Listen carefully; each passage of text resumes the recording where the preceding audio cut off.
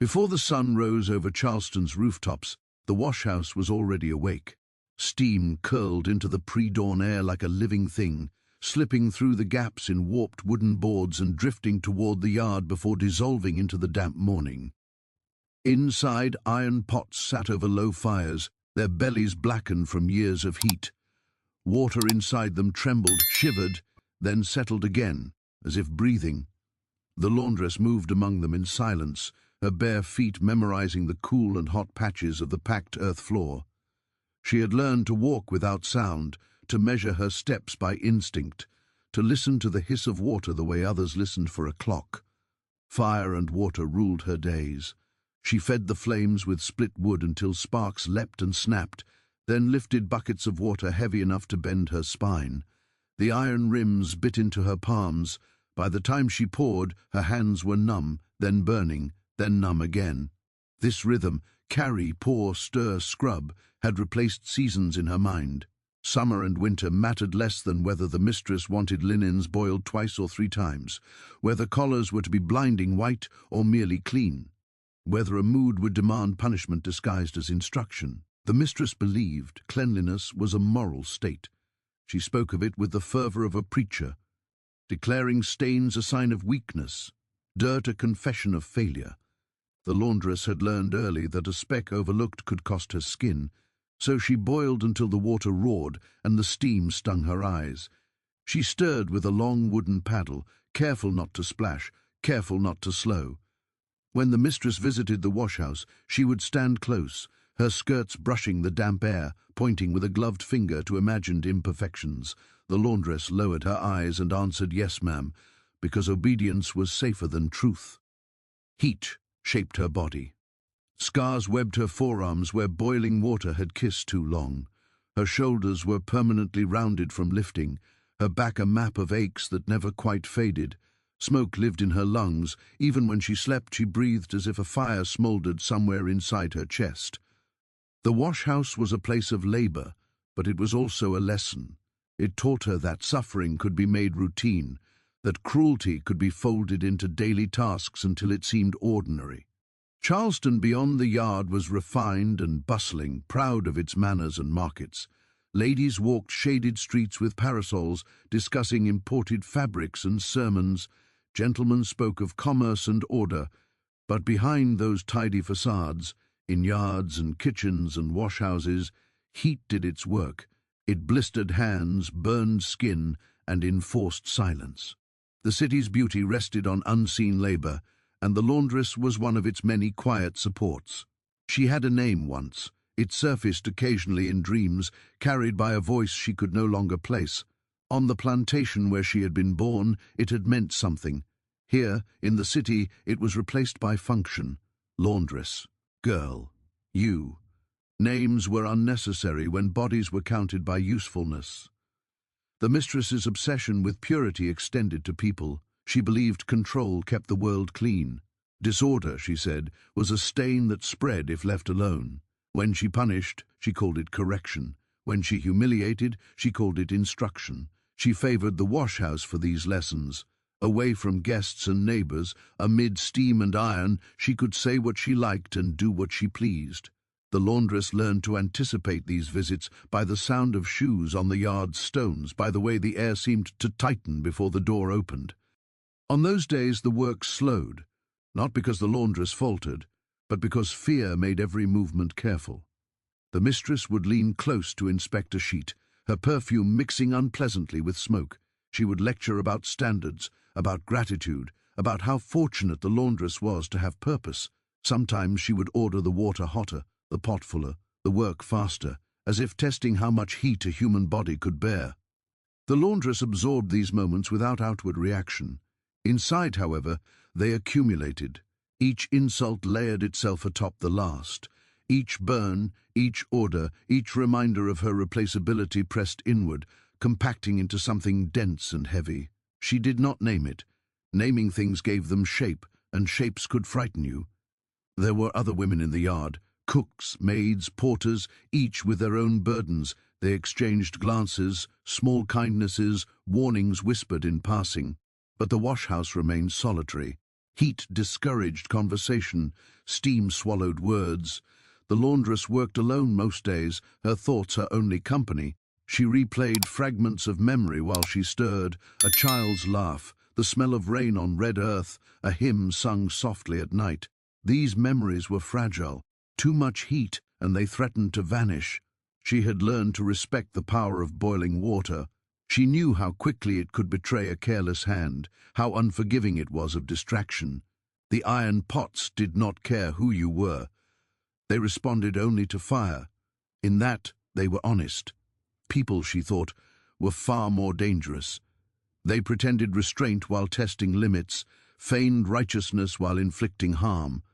The mistress visited often, drawn by a compulsion she might have mistaken for diligence. She corrected posture, criticized pace, complained about the smell of smoke as if it were an unexpected offense. The laundress listened, nodded, and continued. When told to kneel and scrub the floor because ash had fallen where it shouldn't, she knelt.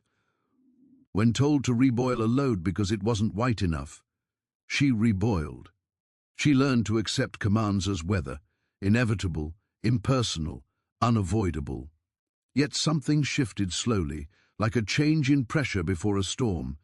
It was not anger that grew in her, not exactly. It was awareness. She began to notice how the mistress stood too close to the pots, how her skirts brushed the iron rims, how she underestimated the space heat required. She noticed how the mistress grew careless when she felt secure, how authority made her inattentive. These observations did not yet form a thought. They were simply stored, the way the body remembers how to lift, how to balance, how to endure. One afternoon, the heat was oppressive even by Charleston standards. The air lay thick and unmoving, and sweat ran freely. The mistress arrived to inspect, already irritated, her face flushed. She complained about the humidity, about the smell, about the laundress's pace. She ordered more wood on the fire, more water in the pot. The laundress obeyed, her muscles responding automatically, her mind elsewhere. As the water reached a rolling boil, the mistress leaned in, peering down as if she could will the cloth whiter by sight alone. The laundress felt a flicker then, a recognition of proximity, of vulnerability, of the simple physics at play. Fire burned, water scalded, iron retained heat. These were facts, not thoughts. They passed through her like a current and settled somewhere deep. She stirred and listened to the roar, watched steam bead on the mistress's face. For a heartbeat, time seemed to pause. The mistress straightened abruptly, complaining about the heat, fanning herself with a handkerchief. She ordered the laundress to hurry. The laundress, no, deaded. When the mistress left, the washhouse felt larger, emptier. The laundress leaned against the wall for a moment, letting her breath slow. She pressed her palm to the warm wood and felt it thrum faintly, alive with stored heat. She understood, dimly, that the washhouse was not just a place of punishment. It was a place of possibility, though she did not yet know what that meant. That night, she dreamed of boiling water without pain. In the dream, she stirred calmly while the pot sang, and the steam rose like a veil being lifted. She woke with her heart racing and could not return to sleep. Dawn found her already moving, already preparing the fires. The mistress would come again, the work would continue, heat would rise, the laundress would endure. That had always been the shape of things. But beneath the routine, beneath obedience, something had begun to shift. The washhouse, with its iron and fire and water, had taught her more than submission. It had taught her the rules of force, the consequences of carelessness, the truth that power often stands too close to its own danger. As the sun climbed and the first pot began to tremble, she took up the paddle and stirred. Steam filled the room, thick and blinding. Outside, Charleston carried on, unaware of the lessons being learned in the heat, unaware of how thin the line was between order and catastrophe. The laundress worked, silent as ever, but no longer empty. The washhouse breathed with her, and the fire answered faithfully. The washhouse had its own climate, separate from the rest of the yard, sealed by heat and habit. By midday, the air inside grew so thick it felt chewable. heavy with steam and the sharp tang of lye. Light filtered through warped slats, breaking into pale beams that caught the rising vapor and turned it into something almost beautiful. The laundress worked within that haze, her movements economical, her thoughts steady, as if she were part of the machinery rather than a person with a body that could tire or fail. The mistress favored the washhouse for reasons she never articulated, but made plain through repetition. Here, away from drawing rooms and polite eyes, she could inspect, correct, and humiliate without restraint. The washhouse was private, and privacy bred excess. The laundress learned to read the signs of an impending visit, the sudden quiet in the yard, the sound of steps that were neither hurried nor hesitant, the shift in the air that came when authority entered a space it believed fully its own. On those days, the mistress did not simply supervise. She lingered. She hovered near the pots, her face tightening with displeasure at the slightest curl of smoke. She leaned close to the tubs to sniff linens, as if searching for a flaw that would justify her presence. She lectured about standards and virtue, about how dirt was a failure of character, about how women were responsible for maintaining order in the smallest corners of the household. The laundress listened, her eyes lowered, her hands moving, because stillness invited attention and attention invited pain. The mistress's voice cut through the hiss of steam, precise and sharp. She spoke of discipline as love, of correction as kindness. She spoke as though the washhouse were a classroom and the laundress a child too stubborn to learn. Sometimes she ordered the water hotter, the load heavier, the work faster, as if testing how far obedience could be stretched before it tore. The laundress complied, feeding the fire, lifting the buckets, stirring until her arms burned. She had learned long ago that refusal was not a choice available to her. The washhouse punished carelessness quickly. A splash at the wrong angle left skin blistered. A moment's distraction invited scalding steam. The Laundress carried these lessons on her body, pale scars mapping the cost of inattention. The mistress, however, moved as if immune. She stepped close to the iron rims, brushed against damp heat, leaned over boiling water without fear. Authority, the laundress observed, made people careless. It convinced them that danger belonged to others. Outside the washhouse, Charleston shimmered with order. Bells rang on schedule, carriages passed at predictable hours, shops opened and closed with the sun. The city prized its sense of control, its reputation for civility. Inside the washhouse, control took another form. It was enforced through repetition and heat, through the constant reminder that mistakes would be paid for immediately and personally. The laundress existed at the intersection of these two worlds, invisible to both. Other women passed by the open door sometimes, carrying trays or baskets, their faces slick with sweat. They avoided looking in too long. The washhouse was known as a place where tempers flared and punishments were delivered quietly. Whispers travelled faster than footsteps, and everyone knew to keep distance when the mistress was inside. The laundress felt that distance keenly, the isolation thickened by steam. There were moments when she wondered if the washhouse itself were alive, feeding on silence. The mistress's visits grew more frequent. Her dissatisfaction sharpened, and she found fault where none existed. A sheet too rough, a collar not bright enough, a smell she claimed to detect beneath soap and smoke. Each complaint came with instruction, each instruction with implied threat. The laundress responded with the only currency she possessed, compliance. She scrubbed harder, boiled longer, bent lower. Memory intruded during the longest hours. The rhythm of stirring drew images to the surface of her mind, faces she had lost, places she would never see again. She thought of the river where she had been baptized, of water cool and forgiving, so unlike the boiling tubs that dominated her days. The contrast felt cruel. Water that once promised renewal now existed solely as punishment. The mistress spoke often of God in the washhouse, invoking divine order as justification for earthly authority. She claimed cleanliness was next to godliness, that labor refined the soul. The laundress wondered which god required burned skin and bowed heads. She kept those questions inside, unspoken, because questions were dangerous things. They demanded answers, and answers could not be provided without consequence, On particularly hot afternoons, the mistress's temper frayed. Sweat beaded along her hairline, staining the lace at her collar. She complained loudly about the heat, about how intolerable it was to stand in such conditions. The laundress listened, thinking of the irony, of how the mistress could step out at any moment while she herself could not. Heat was temporary discomfort for one and lifelong condition for the other. The wash-house amplified everything.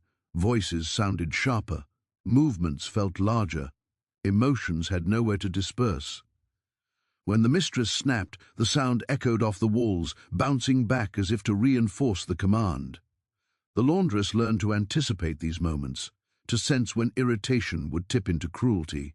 She adjusted her pace accordingly, trying to stay ahead of anger, though she knew it would catch her eventually. One afternoon, the mistress ordered her to kneel and scrub the floor where ash had scattered from the fire. The command came abruptly, delivered with the satisfaction of someone seizing an opportunity. The laundress knelt without protest, the hot boards biting into her skin. The mistress watched, arms crossed, as if measuring how thoroughly humiliation could be absorbed. Steam rose around them, blurring edges, softening outlines, making the scene feel unreal.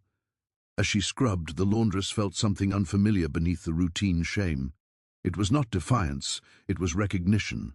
The washhouse was not merely a place where harm occurred, it was a place where harm could be seen clearly, stripped of polite disguise.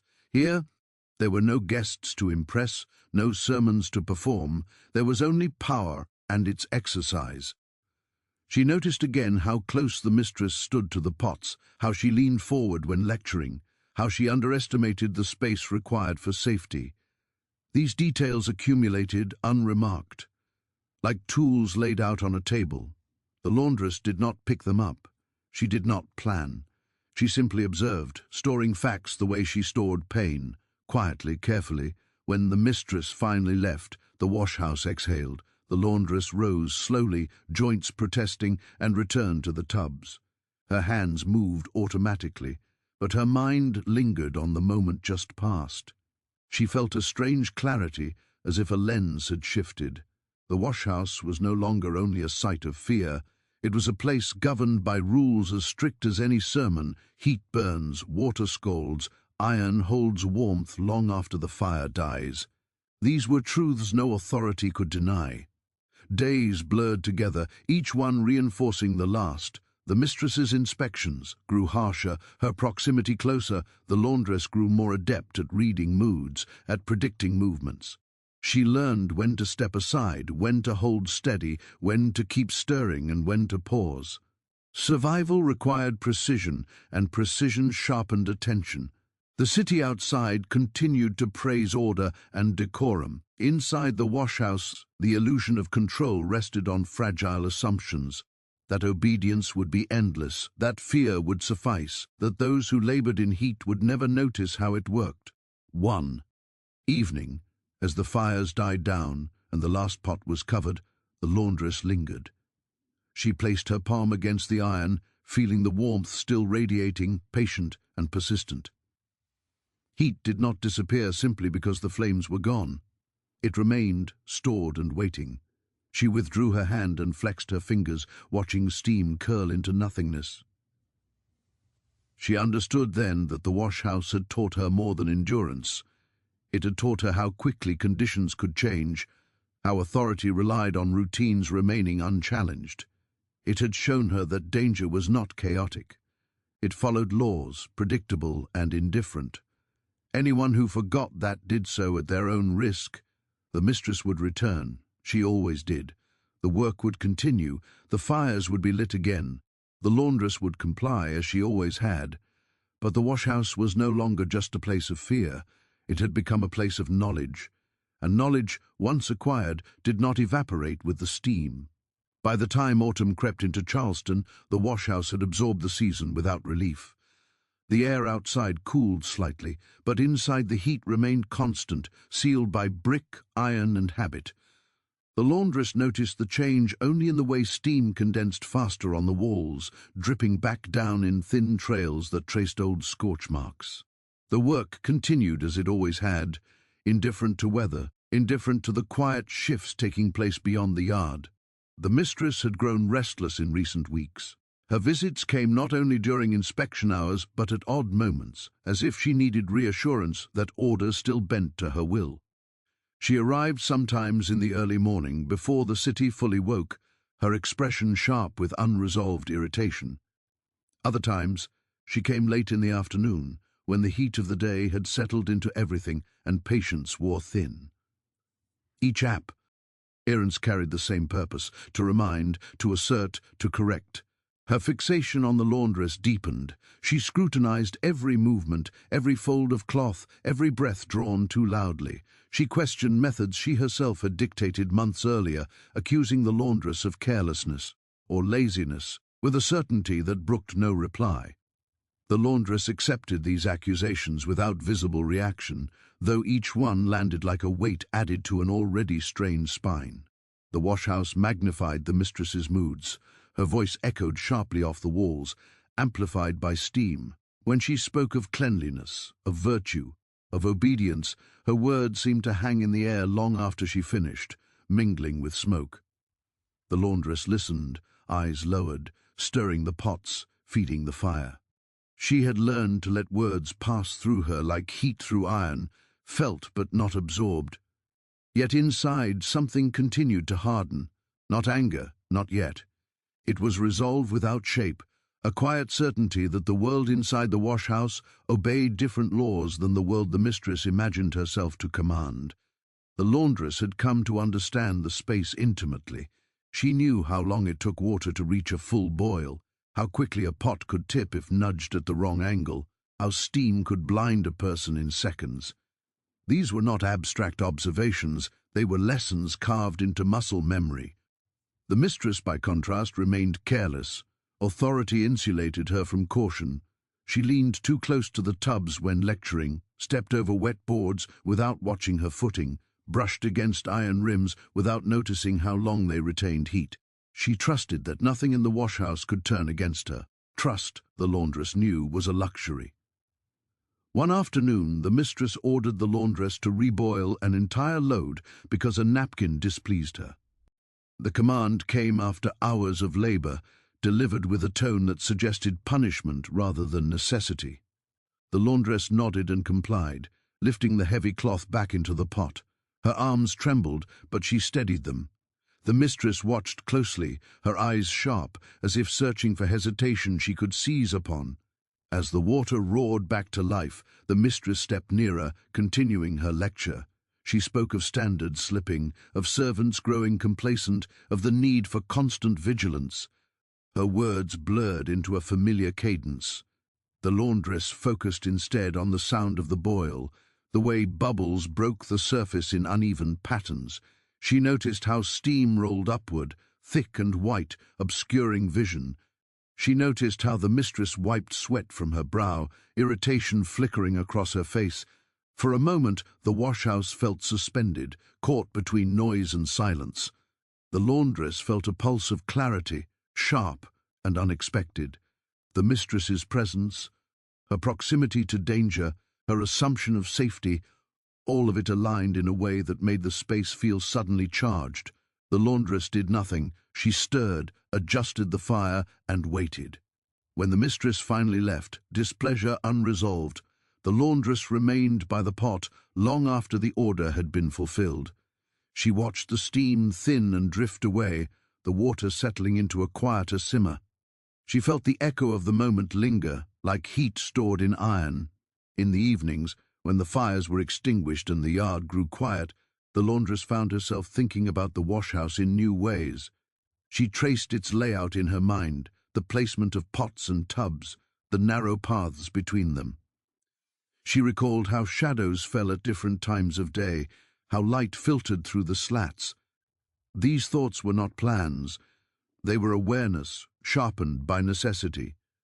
The oaths. Our women noticed changes in the mistress as well. Whispers passed between them in corners and corridors, cautious and incomplete. The mistress's temper had grown unpredictable. Small inconveniences provoked outsized reactions. She complained constantly of discomfort, of headaches, of the oppressive heat. She took these frustrations out where she felt safest, among those who could not answer back. The laundress bore the brunt of it. The washhouse became a stage for the mistress's discontent. She criticized relentlessly, ordering tasks repeated, inventing faults, prolonging labor beyond reason. Each visit felt like a test, though the criteria remained unclear. The laundress endured, her compliance unwavering. She had learned that endurance itself could be unsettling to those who expected submission to look like breaking. One morning, the mistress arrived earlier than usual, her mood already sour. She complained about the smell of smoke, about the dampness in the air, about the very existence of the washhouse. She ordered the laundress to scrub the iron rims until they shone, despite knowing how hot they remained even hours after use. The laundress fetched a cloth and complied, careful, precise. Steam brushed her face, but she did not flinch. The mistress hovered, offering commentary, pointing out imagined imperfections. At one point, she reached out as if to demonstrate, her gloved hand coming dangerously close to the iron. She pulled back at the last moment, startled by the heat, then laughed sharply as if daring the washhouse to challenge her. The laundress watched, saying nothing. That brief moment stayed with her. It illustrated everything she had come to understand. The mistress believed herself untouchable, protected by status and habit. She did not recognize how thin that protection was within a space governed by physical laws rather than social ones. The eyes shortened. Shadows lengthened in the yard. The washhouse remained unchanged, a constant furnace amid subtle shifts. The laundress felt herself moving through routines with increasing calm. Fear no longer consumed her thoughts. It remained present, but it had been joined by something steadier. She understood the washhouse now not as a trap, but as a system. Systems could be navigated. One evening, after a particularly harsh inspection, the laundress stayed behind alone. She lit no new fires. She simply stood in the quiet, listening to the faint ticking sounds iron made as it cooled. She placed her hand near a pot, feeling the warmth radiate outward. Heat moved predictably. It did not discriminate. It responded only to proximity and time. She thought of all the hours spent bending under commands, of all the words swallowed, of all the pain normalized. She did not dwell on revenge or justice. Those were abstractions. What she felt instead was certainty. The washhouse had taught her what it meant to pay attention. The mistress's authority depended on repetition, on the assumption that tomorrow would resemble yesterday, on the belief that those beneath her would never act outside prescribed roles. The laundress recognized the fragility of that belief. Change did not announce itself loudly, it arrived quietly, disguised as routine. As she left the washhouse that night, she glanced back once, committing the scene to memory. The placement of pots, the narrowness of the floor, the way steam collected near the ceiling. These details mattered, not yet perhaps, but they would. The next day the mistress returned as expected. Her presence filled the washhouse with tension, her voice cutting through the hiss of water. The laundress greeted her with lowered eyes and steady hands. Nothing in her demeanor betrayed the shift that had taken place. She stirred, lifted, scrubbed, and obeyed. But beneath the surface of obedience, understanding had settled. The washhouse was no longer merely a site of suffering. It was a place where power forgot itself, and forgetting, the laundress knew, was often the first step toward disaster. The sun had barely risen over Charleston when the rumors began to stir. Whispers carried through the streets, slipping through cracks in shutters, curling around corners, and settling into parlors and churches alike. People spoke in cautious tones, careful not to draw attention, yet eager to be the first to recount what no one had yet seen. The laundress, the girl who had bent to iron and scrub for years without complaint, had finally crossed a line no one thought possible. The city's careful order trembled on its foundations, and the river of gossip ran swifter than any carriage.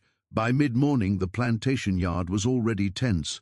Workers moved in subdued patterns, aware that today was not like other days. The master had summoned his overseer early, speaking in sharp, clipped phrases that left no room for debate.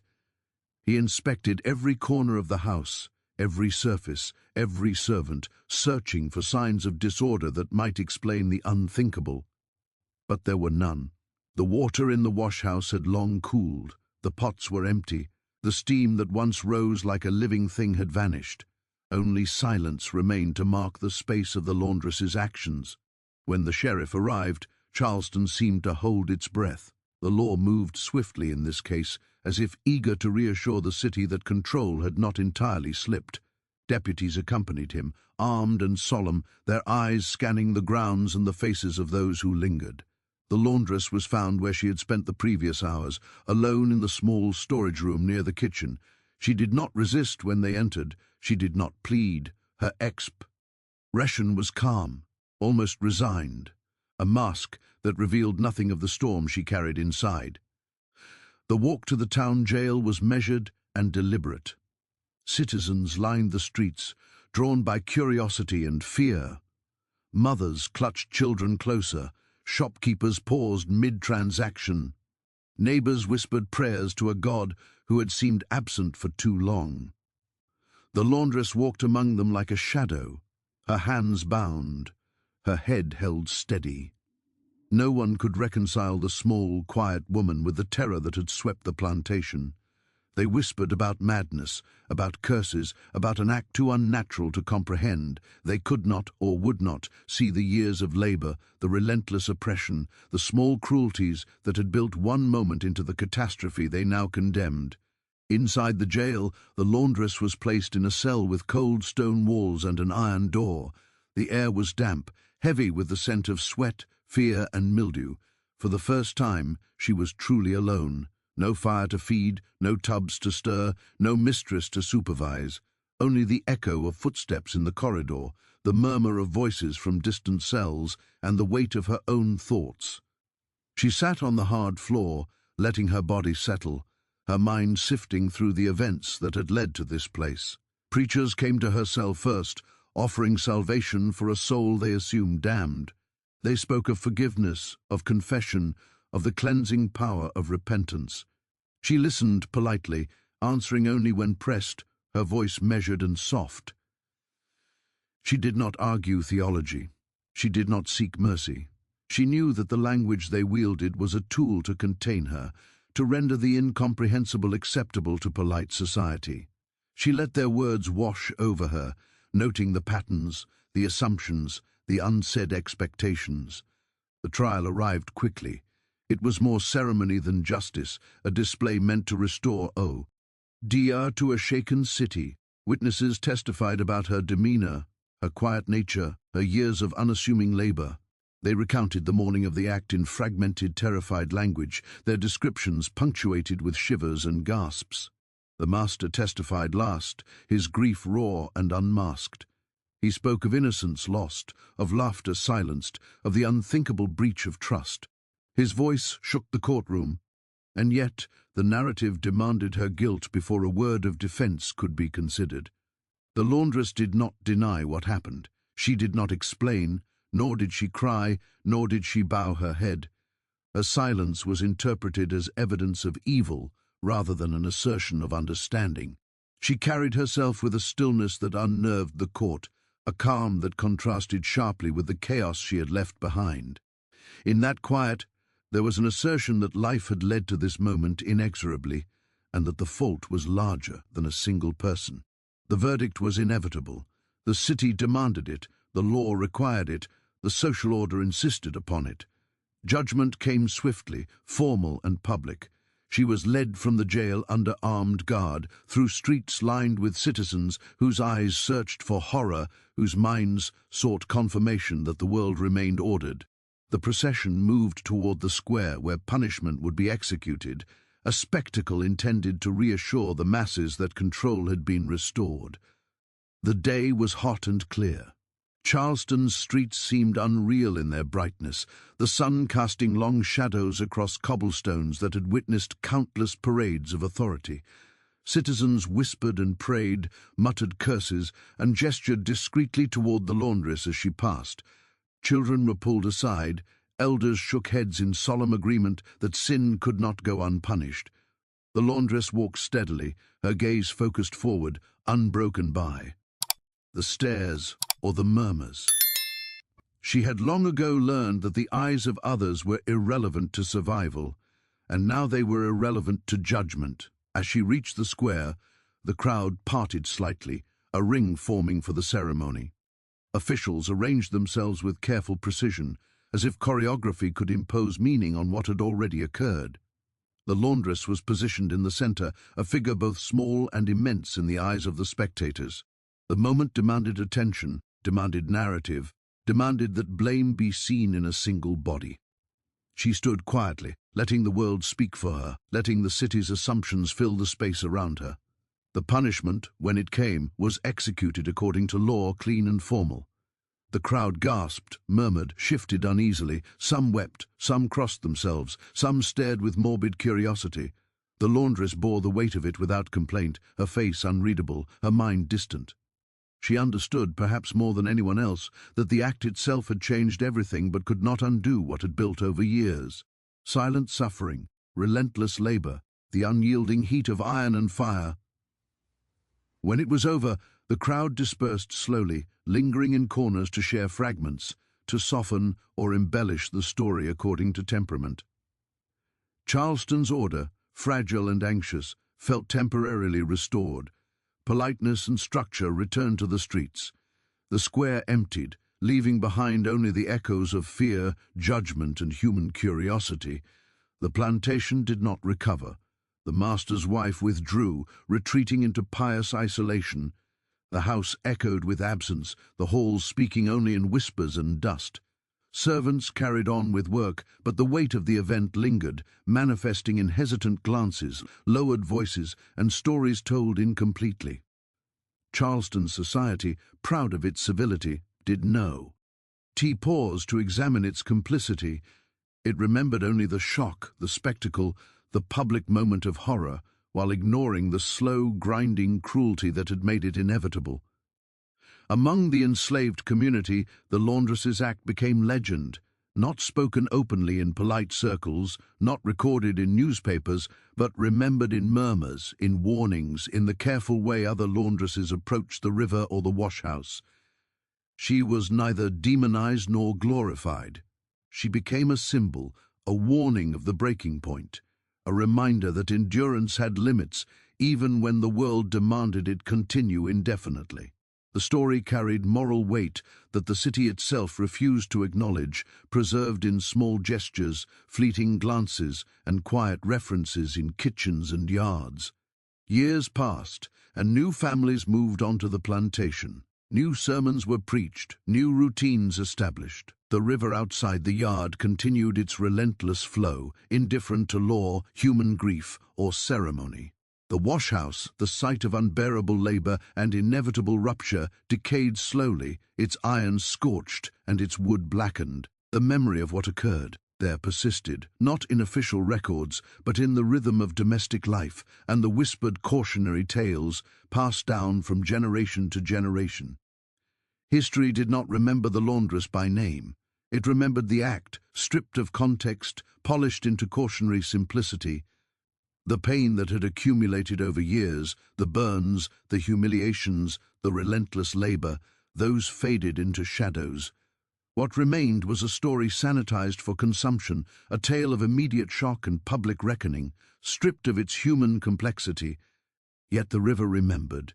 It had witnessed everything, unjudging, constant, carrying with it the echoes of labor, fear, and transformation. The laundress's existence, her endurance, and her actions were preserved. In that ongoing flow, in a narrative that defied official record, in a memory that outlasted spectacle.